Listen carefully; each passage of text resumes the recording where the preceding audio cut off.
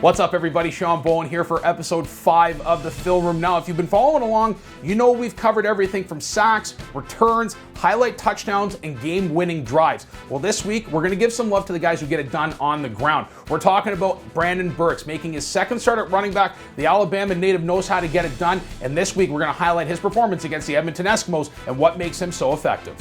14:40 on the clock in the first quarter. Argos offense is set up on their 39-yard line. Here we find the Argos offense set up in a split back set. We have 2 wideouts to the left, 2 wideouts to the right, and 2 running backs beside Bethel Thompson, who's set up in the shotgun. On the Edmonton side, we are going to see an aggressive approach that will come back to bite the Eskies. We have a 6-man front on the line of scrimmage with all coming downhill on the snap. We also have the safety come in after the snap from coverage as a 7th rusher. Leaving only 5 DBs in the backfield, you would think this would be a perfect recipe for a run stop or even getting to the QB before he has a chance to think. But Bethel Thompson and the offense don't miss a beat. Off the snap, we have Rainey coming across in front of Bethel Thompson, drawing the rush with him to the weak side of the field, leaving the strong side a more viable option for number 35. With the Eskimos overcommitting to Rainey and with some nice patience by Burks, he finds the lane between the right tackle and right guard, exploding to the second level.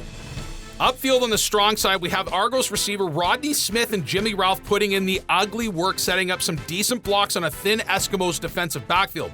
Burks keeps to the center lane and takes a few defenders with him en route to a 29-yard gain. When running by committee like the Argos have, the best thing is variety among your running backs. Burks is a smaller back, but has explosive speed in the second level, and if he continues to find holes like this, his role will only grow within the coming months. Okay, so let's fast forward to the fourth quarter. 9:43 on the clock, Argos lined up with Burks to Bethel Thompson's right side. Edmonton lines up with 4 linemen and 2 linebackers on the line. 43 here will have a slight delay, but will eventually join, making it a 6-man rush on Mack. So now with Edmonton being so aggressive on the line, this is a perfect recipe for a screenplay. Burks escapes the pocket late, looking for a dump pass. Joining him is left guard Tyler Holmes, who breaks his blocking assignment to head upfield to pave the way for Burks. You see the Argos wideouts taking out the defensive backs, leaving an open runway for number 35. High-stepping his way through the middle of the field and escaping that final defender, he ends up in the end zone for the first time this season. Now you see, these screenplays can be a high-risk, high-reward type scenario. A defense that stays home and is conservative is going to dominate a screen all day. However, an aggressive defense overcommitting to the pass rush is a perfect storm for big plays like this one. However, these types of plays are a total team effort.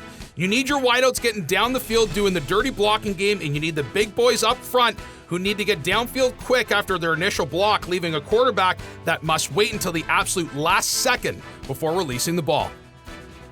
I mean, when you see Burks throw his hands into the ground, ooh, you can see that weight just lift off his shoulders, literally and figuratively, and good on him, man. I mean, he's been through a heck of a lot in his career, and it's awesome to see him find the end zone for the first time this season. All right, that does it for me. We will be in Moncton, New Brunswick this week as we're taking on the Alouettes as a part of the Touchdown Atlantic series. We're going to be down there, so make sure you hit us up on Twitter, Facebook, Instagram, wherever you guys follow us. Let us know you're coming down to the game. We want to speak to you guys actually at the game, so make sure you reach out and let us know where you guys are going to be. On behalf of myself, my cameraman Taylor, thanks very much for joining us on episode 5 of the Film Room. We will see you guys next week.